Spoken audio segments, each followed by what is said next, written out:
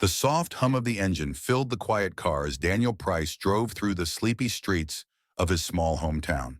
It was a late summer evening, the kind where the air still held onto the day's warmth, but carried a coolness that whispered autumn was not far behind.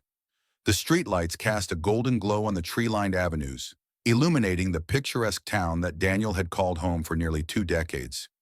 After years of military service overseas, Daniel had returned home for good, this time not just for a brief respite between tours, but permanently. His career in the Army had earned him accolades, respect, and a reputation for leadership, but it had also cost him moments with his family that he could never get back. Now, as he neared his house, his thoughts were occupied by the mundane. His wife, Emily, had sent him a text earlier that evening. "Pick up some milk and eggs on your way home?" The simplicity of it felt foreign after months of military protocols and high-stakes decisions, but he welcomed it. These were the little things he had missed: grocery runs, coffee at the kitchen table, hearing his kids laugh in the backyard. He smiled at the thought of his daughter Lily, now 16, always full of energy and passion, and his son Jake, quieter but thoughtful beyond his 14 years. Pulling into the small parking lot of the local grocery store, Daniel turned off the engine and stepped out. The air was crisp, and he took a moment to enjoy the silence. The town had always been quiet at night, a stark contrast to the chaos of the places he had been deployed. He entered the store, the fluorescent lights buzzing overhead, grabbed a small cart, and moved through the aisles with efficiency. Milk, eggs, bread, and a few snacks for the kids. He was in and out in less than 10 minutes. Back in the car, Daniel placed the bags in the passenger seat and turned the key in the ignition. The familiar rumble of the engine soothed him. He was almost home, almost back to Emily and the life he had put on pause for so long. As he pulled out onto Main Street, the town was deserted, save for the occasional parked car or stray cat darting across the road. The peacefulness began to lull him into a state of relaxation. He could already picture the smile on Emily's face when he walked through the door. That's when he noticed it: the faint glow of headlights in his rearview mirror. At first, Daniel didn't pay it any mind. It wasn't unusual to see a car behind him this late at night. But the lights didn't pass him. They stayed close, following his every turn. A flicker of discomfort tugged at his gut, but he pushed it aside. He was a law-abiding citizen, a respected man in this town. There was no reason to be concerned. But then the red and blue lights flashed, bathing the street behind him in harsh, pulsing color. Daniel's heart sank. He pulled over, his military training reminding him to stay calm and composed. His hands moved automatically, placing the car in park and reaching for his driver's license and registration. He had done nothing wrong, but years of experience had taught him that staying calm was always the best course of action. The officer approached his window, his silhouette large and commanding in the dim light. Daniel rolled down the window and offered a polite nod. "Evening, officer," Daniel said, his voice steady. The officer's name tag glinted under the streetlight: Wheeler. "License and registration," Officer Tom Wheeler said, his tone sharp and unyielding. Daniel handed over the documents, keeping his hands visible on the steering wheel. "Here you go, Officer Wheeler. I'm Daniel Price, U.S. Army," he added, hoping to diffuse any tension with a simple fact about who he was: a man who had served his country for years. Wheeler barely glanced at the documents before his expression hardened. "Step out of the vehicle," Wheeler ordered, his hand hovering near his holster. Daniel hesitated, confusion washing over him. "Is there a problem, officer? I haven't done anything wrong." "Step out of the vehicle now," Wheeler barked, his voice rising. There was no use arguing. Daniel complied, slowly opening the door and stepping out with his hands slightly raised, palms facing out to show he was no threat. But something in Wheeler's demeanor felt off. His grip was immediate and forceful, shoving Daniel against the hood of the car with a strength that took him by surprise. Daniel's body tensed as the cold metal of the car's hood pressed against his chest. His breath came out in short, controlled bursts as Wheeler pulled his arms behind his back, slapping handcuffs onto his wrists. "You're under arrest for resisting," Wheeler growled. Resisting? Daniel hadn't even had time to process what was happening, let alone resist. His mind raced, trying to make sense of the absurdity of the situation. He had been calm, followed instructions, and yet here he was, handcuffed in the middle of the street like a criminal. A small crowd had begun to gather on the sidewalk, drawn by the flashing lights. Some were recording the scene on their phones, their faces a mix of shock and disbelief. Daniel's heart pounded in his chest as he caught glimpses of the bystanders' horrified expressions. "Stay still," Wheeler commanded, pressing Daniel harder against the car. The cold metal of the cuffs bit into Daniel's wrists as he struggled to keep his emotions in check. He had faced life-and-death situations in combat zones, made decisions that altered the course of lives. But this felt different. Here in his hometown, on a quiet street where he should have felt safe, he was being treated like a threat for no reason other than the assumptions Wheeler had made about him. As the scene unfolded, Daniel's thoughts turned to Emily and the kids. What would they think when they found out? How could he explain this to them? His humiliation grew with each passing second, and a knot of anger began to form in his chest. This wasn't just about him. This was about something bigger, something systemic. But for now, all Daniel could do was remain calm, his military training kicking in once again. This wasn't a battlefield, but it sure felt like one. Daniel sat in the back of the police cruiser, his wrists still sore from the handcuffs. The night had taken on a surreal quality, and as the world outside the police car passed by, Daniel could hardly believe what had just happened. The quiet streets, the peacefulness of the town, now seemed like a distant memory. The flashing lights, the tightening handcuffs. This wasn't supposed to be happening here. Not to him. As the car pulled into the station, Daniel's thoughts drifted back to Emily and the kids. They would be waiting for him at home, wondering why he was late. How would he explain this? How could he make sense of the senseless? His mind raced, but years of military training kept his outward demeanor calm, even as the anger brewed inside him. The officer in the front of the car, Wheeler, hadn't said much since they left the scene. Daniel noticed the stiffness in his shoulders, the way his hands gripped the steering wheel a little too tightly. It was as if Wheeler knew he had overstepped, but his ego wouldn't allow him to acknowledge it. Once they arrived at the station, Daniel was led inside without a word. The fluorescent lights overhead buzzed in the same lifeless way they had at the grocery store, but now the atmosphere was different, cold, unwelcoming. "Sit down," Wheeler barked, pointing to a metal bench in the corner of the processing room. Daniel complied, sitting down with his hands still cuffed behind his back. His wrists ached, the metal biting into his skin, but he kept his expression neutral. The last thing he wanted was to give Wheeler any excuse to escalate things further. A few minutes passed before another officer approached. This one seemed younger, more composed. His name tag read Officer Carter. "Mr. Price, I'm Officer Carter," he said, his tone far more respectful than Wheeler's. "We're going to remove the cuffs now, but I need you to remain calm." Daniel nodded, though he couldn't help but feel a flicker of frustration. "I've been calm this whole time." Carter hesitated for a moment before giving a quiet nod. He knelt down and unlocked the cuffs, freeing Daniel's hands. The sting of the cuffs lingered on his wrists, but Daniel ignored the pain, rubbing his sore wrists slowly as he sat back. "Can you tell me what's going on here?" Daniel asked, his voice steady but firm. "I was arrested for... what exactly?" Before Carter could answer, the door to the processing room opened, and a figure stepped in that immediately caught Daniel's attention. It was Chief Laura Henderson, the police chief. Daniel had known Laura for years. They'd gone to the same high school. She had been a few grades ahead of him, but in a small town like theirs, everyone knew each other to some degree. Her expression was tight as she approached, her eyes scanning Daniel with something between concern and frustration. "Daniel," she said, her voice controlled but with an undertone of exasperation, "I'm sorry about all of this. I'm looking into the situation now." "You're looking into it?" Daniel repeated, incredulous. "Laura, I was just arrested for doing nothing." Henderson raised a hand, urging him to keep his voice low. "I understand that, but I need to get all the facts before I can do anything. Officer Wheeler claims—" "I don't care what Wheeler claims," Daniel cut in, his temper rising now. He had tried to stay calm, tried to be reasonable, but the injustice of it all was starting to boil over. "I didn't do anything wrong. He didn't even tell me why I was being pulled over. I followed his instructions, and the next thing I know, I'm in handcuffs." Henderson let out a slow breath, her eyes flicking to Carter, who stood off to the side, looking uncomfortable. She clearly didn't want to escalate the situation, but Daniel wasn't backing down.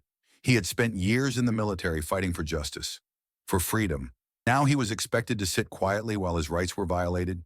"I promise you, Daniel," Henderson said softly, "I'll take care of this, but I need you to trust me." Daniel stared at her for a long moment, his jaw clenched. Finally, he nodded, though his frustration was still palpable. "I'll trust you, Laura, but this can't be brushed under the rug." "It won't be," Henderson assured him. "Give me a few minutes." With that, she turned and walked out of the room, leaving Daniel with Officer Carter. The young officer shifted on his feet, clearly unsure of what to say. "Look, I'm really sorry about all this," Carter said after a long silence. "I wasn't there, but, well, it shouldn't have gone down like that." Daniel didn't respond at first, his thoughts swirling. Finally, he looked up at Carter, his voice cold. "No, it shouldn't have." Daniel was released later that night, but the damage had already been done. News of his arrest had spread quickly through the town. Small towns had a way of magnifying even the smallest incident, and something as explosive as the arrest of a respected military veteran didn't take long to stir up controversy. When Daniel walked through the door of his home, Emily was waiting for him. She was standing in the living room, her arms crossed, her eyes wide with a mixture of relief and worry. The moment she saw him, she rushed forward, wrapping her arms around him tightly. "I've been calling you," Emily whispered into his chest, her voice trembling. "I was so scared." Daniel held her close, burying his face in her hair, taking a moment to let the comfort of her embrace wash over him.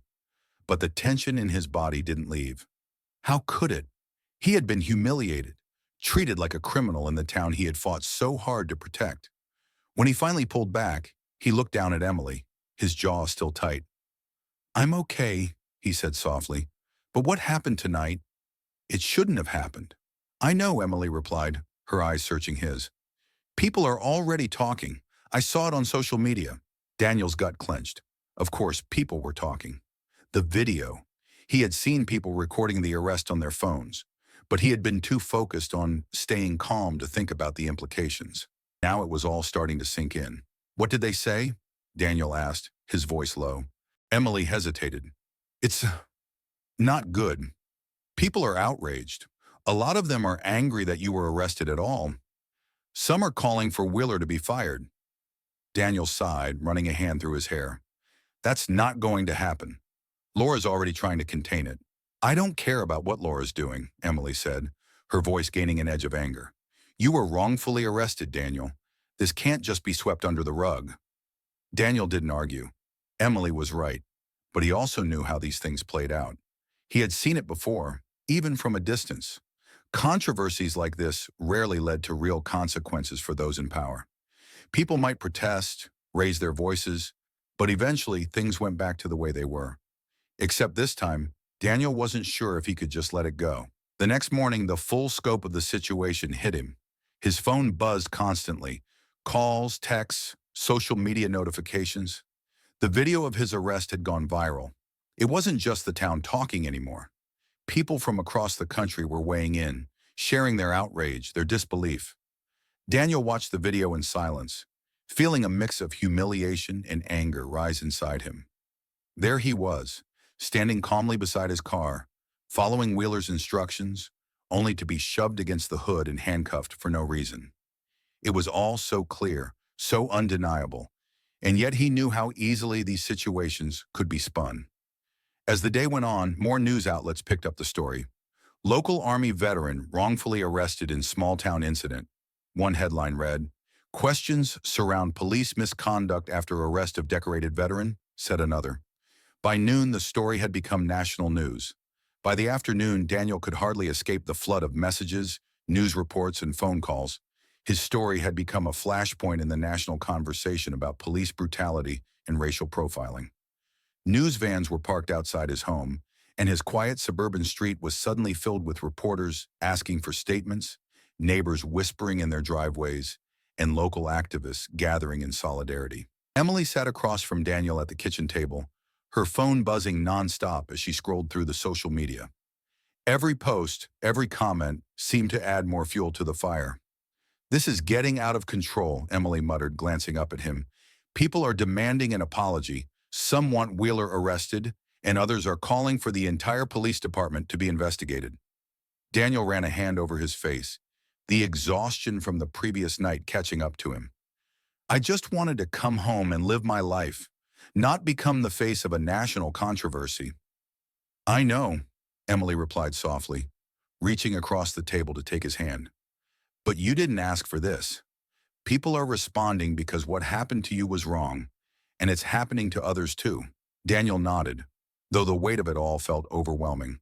He had spent years serving his country, fighting to protect the very freedoms that now seemed elusive in his own life.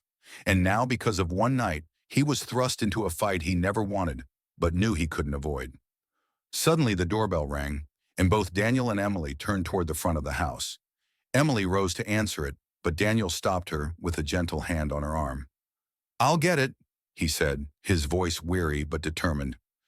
As Daniel approached the door, the chaos outside became even more apparent.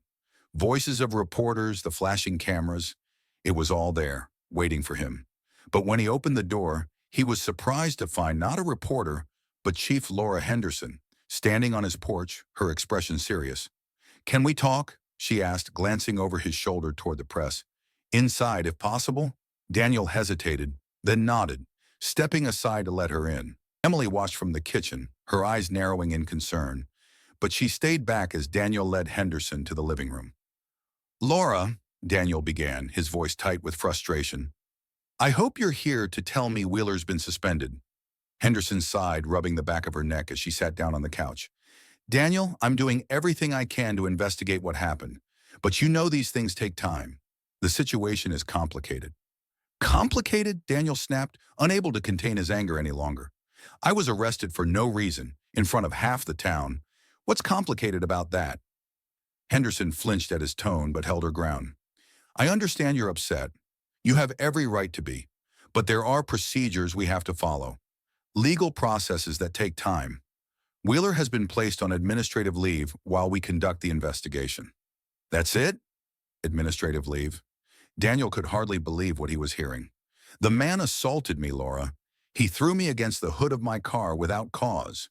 "I know," Henderson said softly, her eyes meeting his with a rare hint of vulnerability. "But I can't just fire him without due process.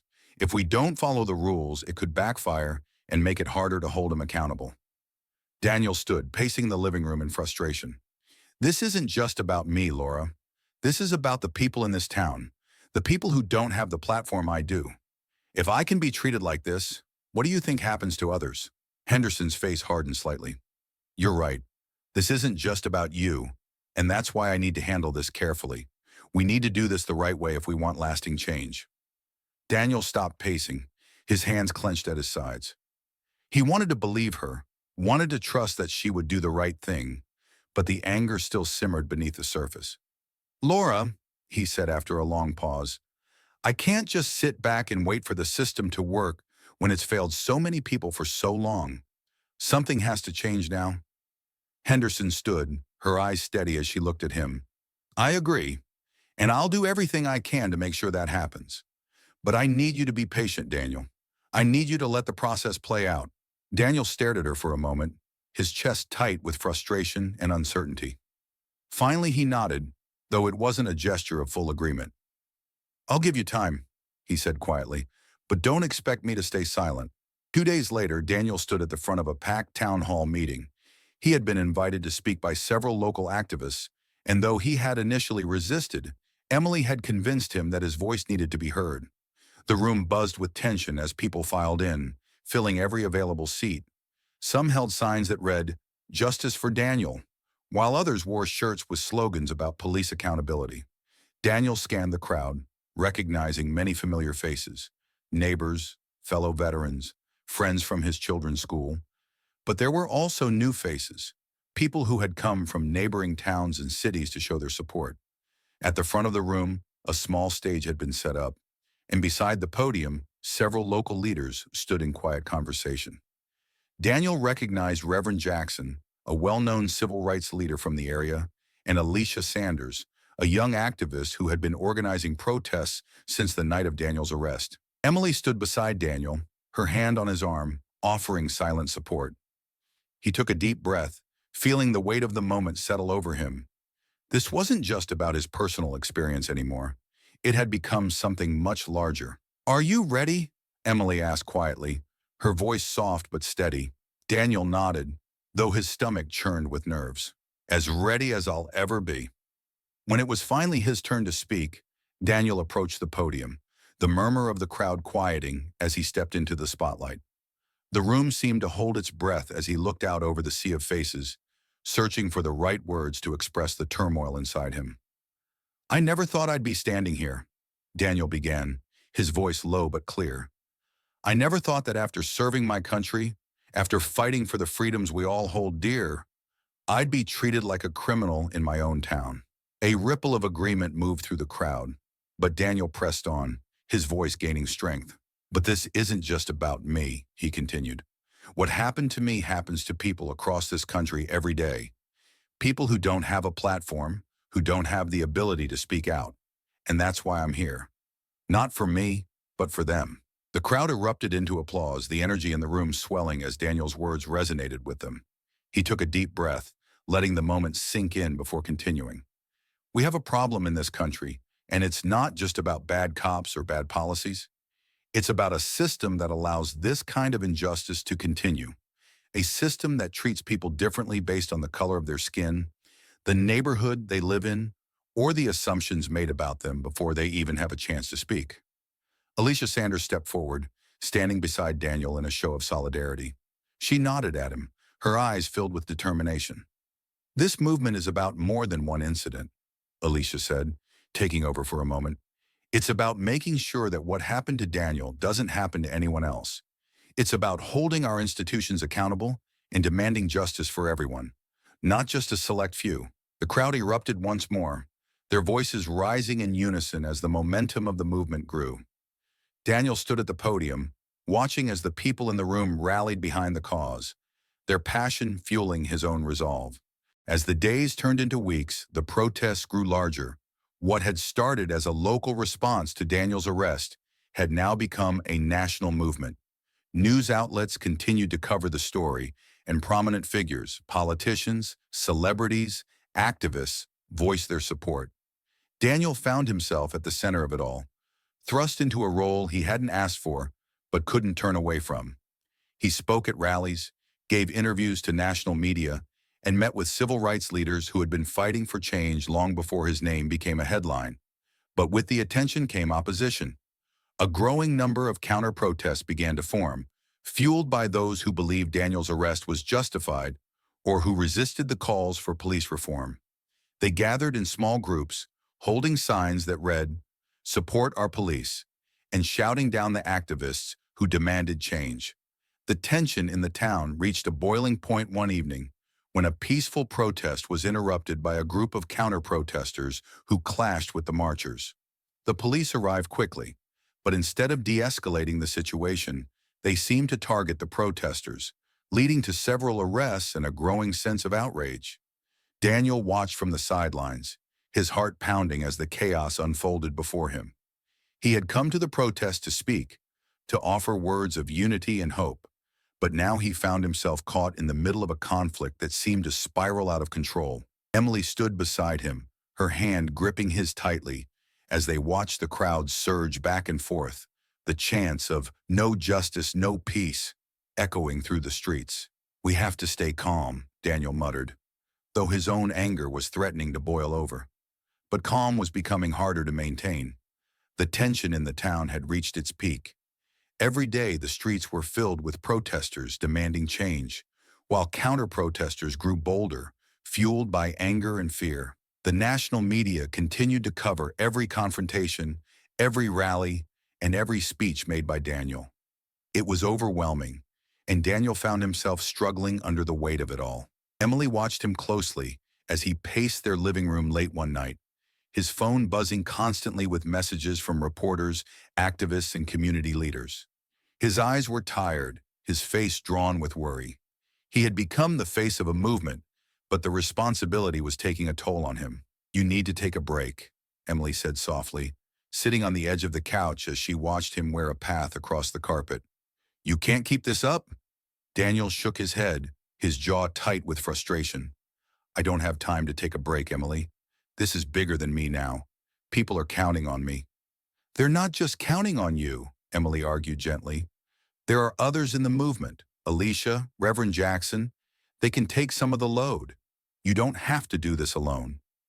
Daniel stopped pacing and looked at her, his expression a mixture of exhaustion and determination. I know that, but I can't just step back. This is my fight too. I'm in this now and I can't walk away. Emily sighed, standing and crossing the room to him.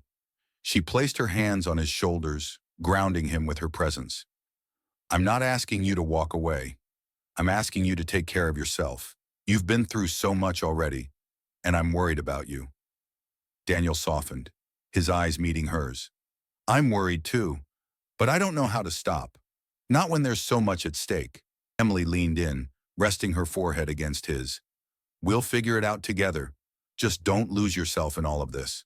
For a brief moment, the world outside seemed to fade away as they stood there, finding solace in each other. But the reality of the situation was never far behind, and the knock on the door brought them back to the present. Daniel pulled away, opening the door to find Alicia Sanders standing there, her face set in a determined expression. We need to talk. Alicia wasted no time as she stepped into the living room, glancing briefly at Emily before turning her attention to Daniel. Things are getting worse, Alicia said bluntly. The police are cracking down on protests, and Wheeler's still out there, not facing any real consequences. Daniel nodded, running a hand through his hair. I know, I've seen the reports, but what do we do? We're following the process, demanding accountability, but it's like no one's listening. They're listening, Alicia replied, her voice rising with frustration. They're just not acting fast enough. We can't keep waiting for them to make a move while our people are being harassed and arrested. We need to take the pressure up a notch. Emily frowned, her arms crossed as she stood behind Daniel. What do you mean, take the pressure up? Things are already on the edge. Alicia's eyes flicked to Emily, then back to Daniel. I mean, we need to organize a bigger protest. A march that brings attention not just to this town, but to the entire state. We need to show them that we won't be silenced. Daniel hesitated, the weight of her words settling over him. A bigger march meant more people, more attention, but it also meant more risk. He knew how quickly things could spiral out of control, and after the last protest, he wasn't sure if the town was ready for another confrontation. I don't know, Alicia, Daniel said slowly. We've seen how the police respond. What if it turns violent? Alicia's eyes flashed with determination. We can't let fear stop us, Daniel. We have to show them that we won't back down. We have to be willing to fight for what's right. Daniel looked at Emily, her expression filled with concern. He understood Alicia's point, but he couldn't ignore the fear that gnawed at him. The fear that things could go wrong, that people could get hurt. But he also knew that the movement was growing beyond his control. People were angry, and they were looking to him for leadership. If he didn't step up, someone else would, and he wasn't sure if they would have the same measured approach he was trying to maintain. Finally, Daniel nodded. All right, let's organize the march, but we need to be careful. We need to make sure it stays peaceful. Alicia smiled, a spark of excitement in her eyes. I'll start reaching out to other groups. This is going to be big. The day of the march arrived and the streets were filled with people. Activists from across the state had joined the cause, and the energy was palpable. Signs waved in the air, chanting filled the streets, and Daniel found himself at the front of the crowd, leading the way with Alicia and Reverend Jackson by his side. Emily walked beside him, her face a mixture of pride and worry. She had supported him from the beginning, but the growing tension in the town had her on edge. The police presence was heavy, officers lining the streets, their eyes trained on the marchers. As they walked, Daniel felt the weight of the moment pressing down on him. This was bigger than any protest they had organized before, and the eyes of the nation were on them. News crews lined the streets, cameras capturing every step they took. But as they approached the center of town, Daniel noticed something that made his heart sink. Counter-protesters had gathered, and they were shouting angrily at the marchers. their signs filled with hate and vitriol. "Keep moving," Alicia whispered beside him, her eyes scanning the crowd. "Don't let them get to you." Daniel nodded, but the tension in the air was thick. The counter-protesters were growing louder, their voices clashing with the peaceful chants of the marchers. The police stood between the two groups, but Daniel could see the unease in their stances, the way their hands hovered near their weapons. And then it happened. A bottle flew through the air, shattering against the pavement near the marchers. The crowd recoiled, some people shouting in fear, others surging forward in anger. "Stay calm," Daniel shouted, trying to keep the crowd together. "Don't let them provoke us." But the situation was spiraling out of control. More objects were thrown, and the police began to move in, their batons raised as they tried to separate the two groups. The peaceful march had turned into chaos, and Daniel could feel the panic rising in his chest. Emily grabbed his arm, pulling him back as the crowd surged forward. "We need to get out of here." But Daniel shook his head, his eyes scanning the chaos around him. "I can't leave. I need to help." By the time the chaos had subsided, the damage was done. Several marchers had been arrested, and a few had been injured in the scuffle. The media had captured it all, and within hours the footage was being broadcast across the nation. Another peaceful protest turned violent. Daniel sat in his living room that evening, his head in his hands as he replayed the events in his mind. He had tried to keep the peace, to lead the march with dignity, but it hadn't been enough. The tension had been too high, and now the narrative was shifting. "They're saying it was our fault," Emily said softly, sitting beside him with her phone in hand. "The media is spinning it like we instigated the violence." Daniel clenched his fists, frustration boiling over. "It wasn't our fault. We were peaceful. We were doing everything right." "I know," Emily replied, her voice filled with quiet anger. "But that's not how it's being portrayed." Alicia called that night, her voice tense with frustration. "We need to respond, Daniel. We can't let them paint us as the aggressors. This is exactly what they wanted." Daniel agreed, but he didn't know how to fix it. The damage had already been done, and now the movement was at risk of losing the support it had gained. They needed a plan, and they needed it fast. As the night wore on, Daniel found himself standing at a crossroads. He could feel the weight of the movement pressing down on him, the responsibility to keep fighting for justice, even as the opposition grew stronger. But the question lingered in his mind. How much longer could they hold on? The morning after the march, Daniel woke to the sound of his phone vibrating incessantly on his nightstand. His eyes were heavy from lack of sleep, and his mind raced as he reached for the phone, already dreading the news. The headlines were as bad as he had feared. Violence erupts at protests led by local activist Daniel Walker. March for Justice descends into chaos. Aggressive protesters clash with police and counter-protesters. The media had spun the narrative, focusing on the moments of violence instead of the hours of peaceful protest that preceded it. It was as if the whole march had been a failure, and Daniel felt the weight of it bearing down on him. Emily sat beside him in bed, her own phone in hand as she scrolled through social media. "It's everywhere," she whispered. "They're blaming us." Daniel rubbed his hands over his face, trying to push down the growing sense of hopelessness. "We didn't do anything wrong. How can they twist it like this?" Emily reached for his hand, giving it a squeeze. "You know how this works, Daniel. The media loves a spectacle. They're going to show the worst parts because it gets more attention." Before he could respond, his phone rang. It was Alicia. "They're eating us alive," Alicia said the moment he picked up. "Every major news outlet is running with the story that we incited the violence. And the police department is doubling down, saying they had no choice but to intervene." Daniel sighed heavily. "We need to get ahead of this. We need to make a statement." "We do," Alicia agreed. "But it needs to be more than just a statement. We have to show the truth, Daniel. The footage from the march, the peaceful parts. Do we have any of it?" Daniel thought back to the march, to the dozens of people who had been filming, both marchers and bystanders alike. "There has to be footage out there. We need to find it, and fast." For the next few days, Daniel, Alicia, and their team worked tirelessly to gather footage of the march. Footage that showed the peaceful protest, the calls for justice, and the solidarity that had defined most of the day. They knew they needed to counter the narrative that was being spun against them. But the more they worked, the more they realized how difficult it would be to change public perception. The footage of the violence was what people remembered, and it was what the media continued to show.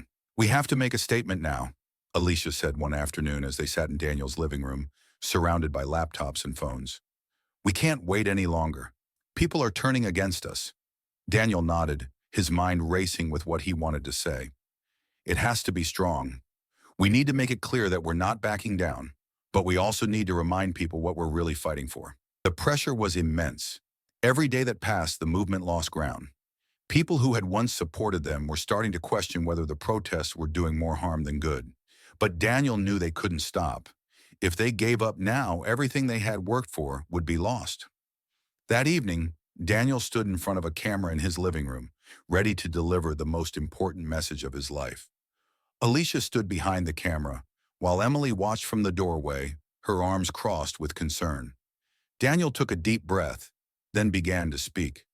"I want to speak directly to those who have been following the events of the last few days," Daniel said, his voice steady despite the weight of the moment. "There has been a lot of attention on the violence that occurred at our recent march. But I want to remind everyone of what the real story is." He paused, letting the words sink in. "We marched for justice. We marched for accountability. And for most of that day, we were peaceful. We were united. But a few moments of chaos have been used to define the entire movement. And that's not fair. That's not the truth." Daniel leaned forward, his eyes locked on the camera. "We are not violent. We are not here to cause harm. We are here because we believe in a future where everyone is treated with dignity and respect, regardless of the color of their skin. We believe in justice for all." He took a deep breath, feeling the weight of his words. "And we will not stop until we achieve that justice. We will not back down, and we will not be silenced.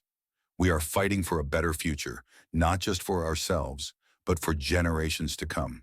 When he finished, there was a brief silence as Alicia stopped recording. "That was perfect," she said softly. "Now let's hope it's enough."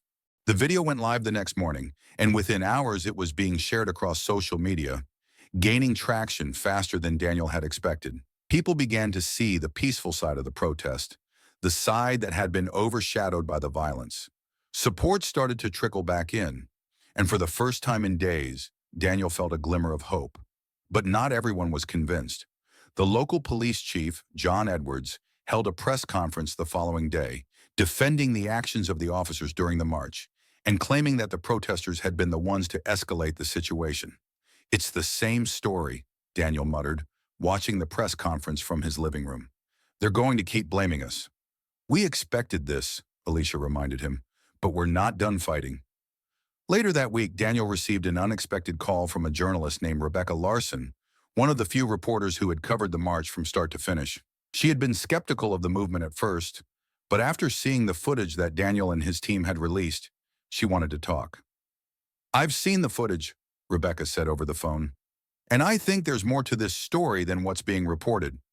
I'd like to interview you." Daniel hesitated. He had been wary of the media ever since the march, but Rebecca seemed different. She wasn't interested in sensationalizing the violence. She wanted to know the truth. "All right," Daniel said finally, "let's do it." The interview with Rebecca was scheduled for the following day. She arrived at Daniel's house with a small camera crew, ready to hear his side of the story. It was an opportunity for Daniel to speak directly to the public, to set the record straight. As the cameras rolled, Rebecca asked him about the march, about the movement, and about the future he envisioned for the town and for the country. "We're not just fighting for justice for one person," Daniel explained. "We're fighting for systemic change. We're fighting for a future where people aren't judged by the color of their skin, where law enforcement is held accountable for their actions, and where communities can trust the people who are supposed to protect them." Rebecca nodded, her expression thoughtful. "Do you think that's possible?" "I do," Daniel replied firmly. "But it's going to take time, and it's going to take all of us. This isn't just about one march or one protest. It's about changing the way we think, the way we act, and the way we treat each other." The interview was powerful, and when it aired that night, Daniel felt a shift in the public discourse. People were starting to listen again, starting to see the movement for what it really was, a fight for justice, not violence.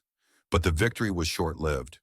Just as Daniel and his team were beginning to rebuild the movement's momentum, a new threat emerged. Thomas Wheeler, the officer responsible for the original incident, had been reinstated. The news hit Daniel like a punch to the gut. "How is this possible?" Daniel demanded, pacing his living room as Alicia and Emily watched him helplessly. "After everything that's happened, they're just letting him walk back onto the force?" "It's not just possible," Alicia said grimly. "It's real, and it's a slap in the face to everything we've been fighting for." The news of Wheeler's reinstatement spread quickly, and the anger in the community reignited. Protests flared up again, and tensions between the movement and the police were at an all-time high. "They're daring us," Alicia said one evening as they sat in Daniel's kitchen, strategizing their next move. "They want us to react. They want us to lose control again." Daniel clenched his fists, the anger simmering just below the surface. "We can't let them win. We can't give them what they want." But as the protest grew larger and more intense, Daniel knew that it was only a matter of time before things reached a breaking point. The news of Officer Thomas Wheeler's reinstatement spread like wildfire, causing shockwaves throughout the community. For the families who had placed their trust in the movement, it felt like a betrayal, a confirmation that the system would always protect its own, no matter the cost. Daniel stood in front of his computer, staring at the announcement on the city's official website. Officer Thomas Wheeler, after a thorough internal investigation, has been reinstated to active duty, effective immediately. His phone buzzed on the table. Alicia's name flashed on the screen. "They're testing us," she said, without a greeting. "They want to see if we'll break." Daniel ran a hand through his hair, exhaling slowly. "They're not just testing us. They're provoking us. After everything, this is their answer?" Alicia's voice was steady, but there was an undercurrent of frustration. "They're trying to push us into reacting the wrong way again. We can't let them." "We have to do something," Daniel said. "We can't let this slide." "We won't," Alicia assured him. "But we have to be smart about it. If we lose control, we lose everything." The reinstatement reignited the anger in the community, and within hours, protesters flooded the streets. Daniel watched from the window of his home as the crowds gathered once more, their chants echoing through the neighborhood. It was clear that people were angry, angrier than ever. Emily stood beside him, her hand resting on his shoulder. "What are you going to do?" Daniel turned to her, his mind racing. "We need to get ahead of this. We need to be the ones to control the narrative." The next morning, Daniel, Alicia, and their closest advisors gathered in Daniel's living room to plan their next move.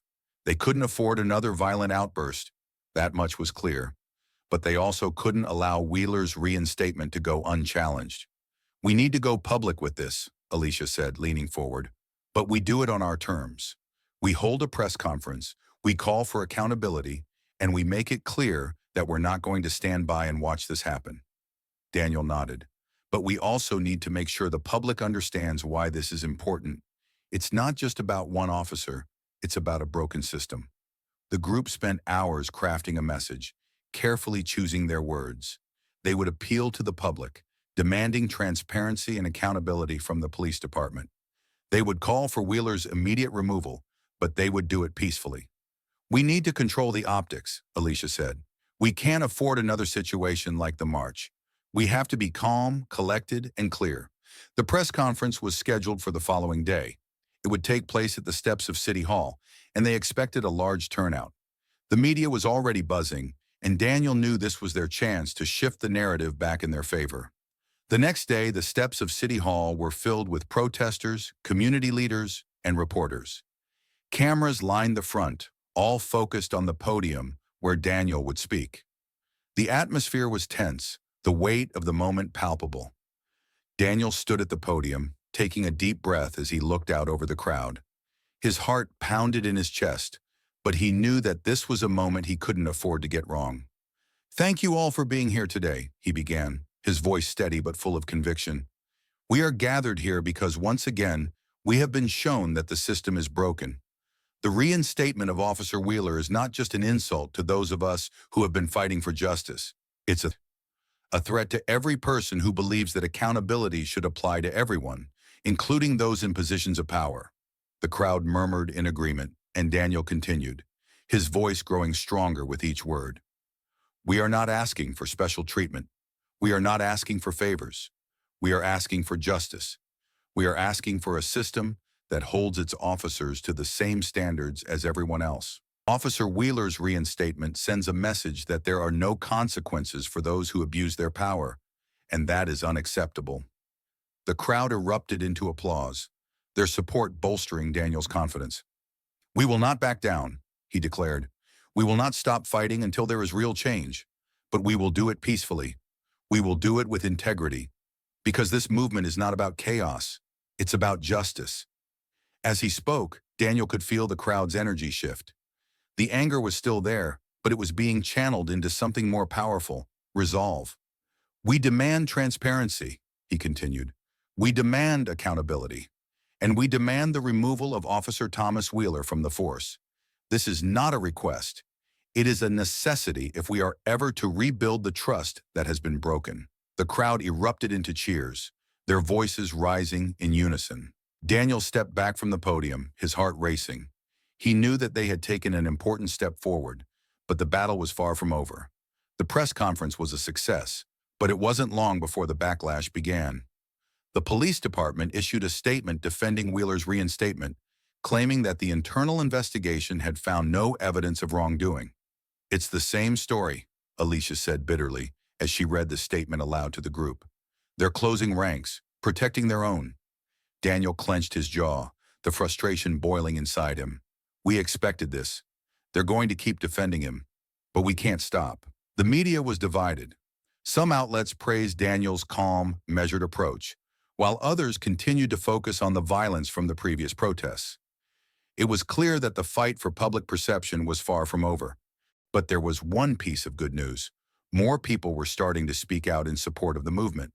Community leaders, activists, and even some politicians were beginning to rally behind Daniel and his cause. The movement was gaining momentum again, and for the first time in weeks, Daniel felt a glimmer of hope. A week after the press conference, Daniel received a call from a reporter he had worked with before. Rebecca Larson, the journalist who had interviewed him after the march, had been digging into Wheeler's record, and what she found was explosive. "There's more to Wheeler than just your incident," Rebecca said over the phone. "I've found multiple complaints against him over the years, allegations of misconduct that were swept under the rug. This isn't just about you, Daniel. This is about a pattern of behavior that the department has been covering up." Daniel's heart raced. This was the break they needed. "Can you go public with this?" "I will," Rebecca promised, "but I wanted you to know first. This could change everything." The following morning, Rebecca's story broke, and it hit the police department like a bombshell. The allegations against Wheeler were too serious to ignore, and public outrage soared. Calls for his removal intensified, and even the mayor was forced to make a statement, promising a full review of Wheeler's record. Daniel watched the news coverage with a mixture of relief and disbelief. They had done it. They had exposed the truth. But as he looked out the window at the crowds gathering once again, he knew that the fight was far from over. They had won a battle, but the war for justice was still raging. For Daniel, the atmosphere had shifted. The tension that once fueled fear was now pushing change. People from across the community were coming together with a shared purpose. The March for Justice had transformed into a movement with a clear target: changing the way policing was done in their city. But with every victory came new challenges. Daniel and Alicia sat in the living room, discussing their next steps. The phone on the table kept buzzing. Reporters, supporters, and new allies who wanted to be part of what was happening. "We're in uncharted waters now," Alicia said, scrolling through messages. "The city is scared. The mayor's office doesn't know how to handle this, and the police department is in full defense mode." Daniel nodded, his gaze distant. "They'll try to discredit us. They'll throw everything they have at us, hoping we slip." "They already are," Alicia replied. "Rumors are spreading about you, about us, even about the movement's funding. They want to make us look like the problem." Daniel clenched his fists, feeling the weight of it all. "We can't let them distract us. The moment we lose focus, they win." Alicia leaned forward, her eyes sharp. "Then we need to get ahead of them. We go public again, not just with more information about Wheeler, but about the entire department. We expose everything." Days later, Daniel received an unexpected call from the mayor's office. They wanted to meet with him and Alicia, urgently. At first, Daniel felt conflicted. A meeting with the mayor could either be a step toward progress or a calculated move to neutralize the movement. Alicia, ever the strategist, convinced him they needed to take the meeting. When they arrived at City Hall, the atmosphere was tense. The mayor, a tall man in his late 50s with graying hair and tired eyes, greeted them with a polite smile, but the strain was visible. He led them into a conference room where a small group of city officials and legal advisors sat waiting. The mayor began, his tone measured. "Daniel, Alicia, we appreciate what you've done for the community. Your efforts have shined a light on areas that need improvement." Daniel crossed his arms, sensing where this was going. Improvement? The system isn't just broken, it's corrupt. We're not here for half measures. The mayor sighed, leaning forward. "I understand that things have escalated, but we need to be realistic. We're working on implementing reforms, but change takes time. Firing Wheeler doesn't fix everything," Alicia cut in, her voice firm. "No, but it's a start. We need accountability. Without that, there is no trust." The mayor hesitated. "Look, the police union is involved now. They're fighting Wheeler's dismissal, and they've got legal backing. It's not as simple as we want it to be." "Nothing about this is simple," Daniel said, his voice rising. "We're not asking for favors. We're asking for justice. And if you can't deliver that, we'll continue to apply pressure until you do." The room fell silent, the tension thick. The mayor shifted uncomfortably in his seat. "We want to work with you, but you need to understand that we're facing pushback from all sides. There are people who don't want things to change." Alicia leaned forward. "Then they'll have to deal with it, because this isn't going away." The mayor looked at her, then at Daniel, his expression softening. "I don't want more conflict, Daniel. I know what's at stake here, but I need time. Let us handle Wheeler internally. I'm asking you to trust the process." Daniel stood, his face set. "I trusted the process once. It failed.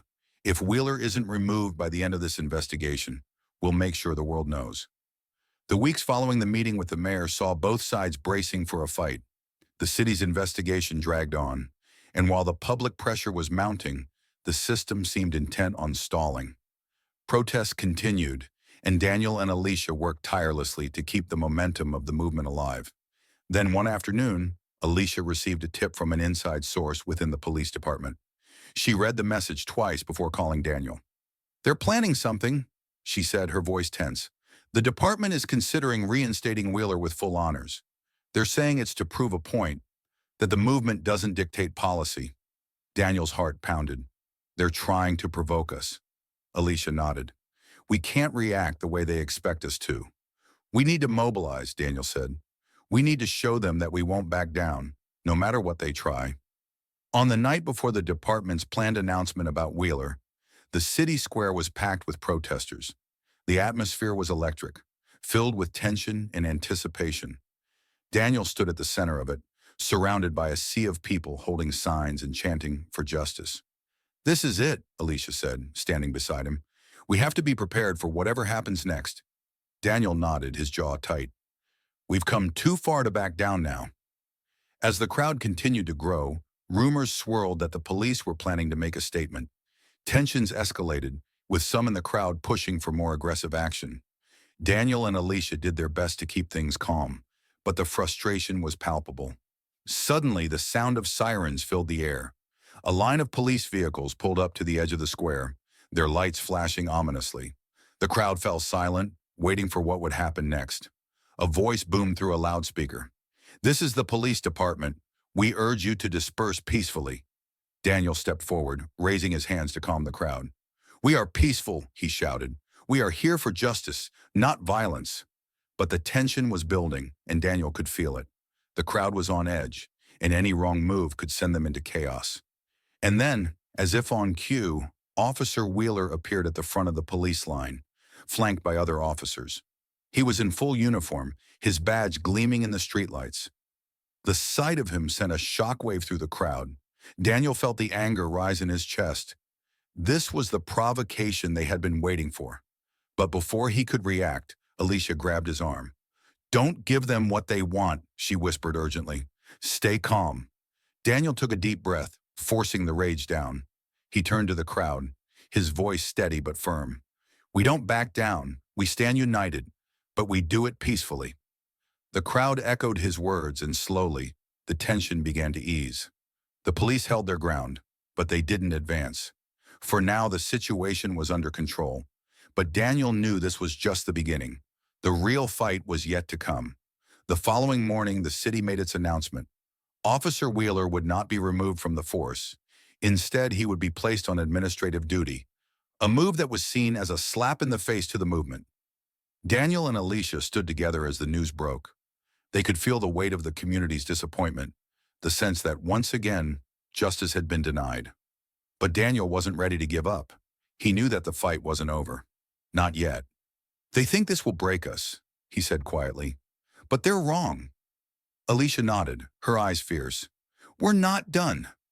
Together they would continue to fight for justice, for accountability, and for a future where no one had to fear the system that was supposed to protect them.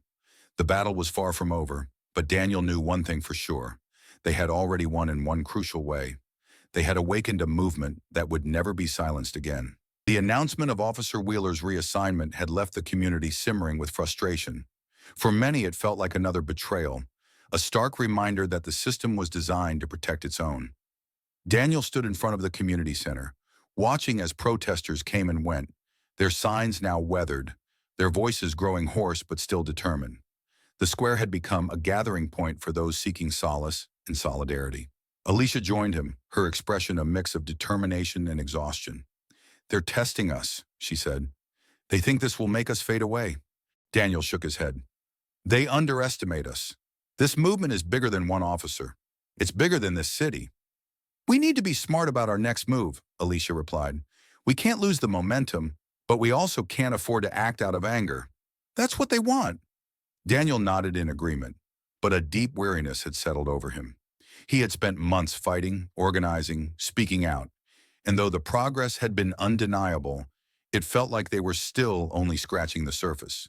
The systemic rot was far deeper than they had anticipated. "I think we need to take this national," Daniel said, the idea forming in his mind as he spoke. "We've seen some victories here, but this fight is happening everywhere. If we can unite with other cities, other movements, we can amplify our voice." Alicia's eyes lit up. "We've been local for too long. If we can show the country that what's happening here is part of a larger problem, we might be able to bring about real change." Over the next few weeks, Daniel and Alicia focused on expanding their movement. They reached out to activists, organizers, and civil rights leaders across the country, forging alliances with groups that had been fighting similar battles. Calls were made, meetings were arranged, and soon the Coalition for Justice and Accountability became a national force. Daniel found himself traveling to cities like Chicago, Los Angeles, and Atlanta, speaking at rallies and meeting with leaders who had their own stories of systemic injustice. Everywhere he went, the message was the same. Change was desperately needed, and the people were ready to fight for it. One night after a particularly powerful rally in New York, Daniel returned to his hotel room, exhausted but energized. He opened his laptop to check the latest news, and there it was, a national headline. "Coalition for Justice gains momentum. A movement for accountability sweeps the nation." For the first time, it felt like the tide was turning. The voices that had once been silenced were now being amplified, and the country was paying attention. As the national movement grew, the pressure on local officials and law enforcement became impossible to ignore. The mayor called another meeting, this time with a different tone. The room was tense, filled with city officials, community leaders, and a growing media presence. "We've heard your demands," the mayor began, his voice heavy with the weight of the situation. "We understand that the public trust has been broken, and we are committed to rebuilding it. Officer Wheeler will be removed from the force, and we will be implementing the reforms you've called for." The words hung in the air, and for a moment the room was silent. Alicia leaned over to Daniel and whispered, "They're finally giving in." But Daniel wasn't smiling. He knew that while this was a victory, it wasn't the end. The system had been forced to make a concession, but true change would take more than the firing of one officer. It would require dismantling the structures that allowed people like Wheeler to operate unchecked for so long. "We'll hold you to that," Daniel said, standing up and facing the mayor. This is just the beginning. We expect transparency, accountability, and continued dialogue. The people won't accept anything less. As the movement grew, so did the personal toll on Daniel and Alicia. The long days and sleepless nights began to wear them down. Their relationship, once strong and united in a common cause, started to strain under the pressure. One evening, as they sat together after a particularly grueling day of meetings and interviews, Alicia finally spoke the words that had been weighing on her heart. "Daniel, we need to talk," she said softly. He looked up from his phone, noticing the seriousness in her voice. "What's wrong?" "I'm tired, Daniel," she admitted, her voice cracking. "I'm exhausted. I believe in this fight, but it's consuming us. We barely talk about anything else. We barely have time for each other." Daniel put his phone down, guilt washing over him. He had been so focused on the movement that he hadn't noticed how much they had drifted apart. "I'm sorry, Alicia. I didn't realize." "It's not just you," she said, wiping away a tear. "I'm in this too, but we can't lose ourselves in this fight. We have to find a way to balance everything." Daniel nodded, feeling the weight of her words. He reached out, taking her hand. "You're right. We need to take care of ourselves too. This fight is important, but we're important too." They sat in silence for a moment, holding on to each other as the enormity of the situation settled in. The movement had given them purpose, but it had also taken a toll on their relationship. They had to find a way to fight for justice without losing each other in the process. Months later, the Coalition for Justice and Accountability had become a nationwide movement, with chapters in every major city and growing international support. The reforms they had fought for were slowly being implemented. New oversight committees, changes in police training, and greater transparency in misconduct investigations. But Daniel knew the road ahead was still long. The fight for justice wasn't one that could be won overnight. It was a continuous battle, one that required constant vigilance and determination. One evening, as he stood on the steps of the community center, looking out at the bustling square where it had all begun, Daniel felt a sense of pride. They had come so far, but there was still so much more to do. Alicia joined him, slipping her hand into his. "We did good," she said quietly. Daniel nodded, a small smile playing at the corners of his lips. "Yeah, we did." Together, they watched as the sun dipped below the horizon, casting the city in a golden glow. The fight for justice wasn't over. It would never be over. But they had started something that couldn't be undone. And for the first time in a long time, Daniel felt a sense of hope. Hope that one day the system they were fighting against would be replaced with one that truly served and protected everyone equally. As the movement for justice continues to grow, we invite you to stay connected and informed. If you believe in fighting for equality, accountability, and making a difference, we encourage you to subscribe to our channel. Here you'll find stories that inspire change, updates on the movement, and powerful discussions on how we can build a better future together. Hit the subscribe button and turn on notifications so you never miss an update. Join us in this journey, because together our voices are stronger, and together we can create lasting change.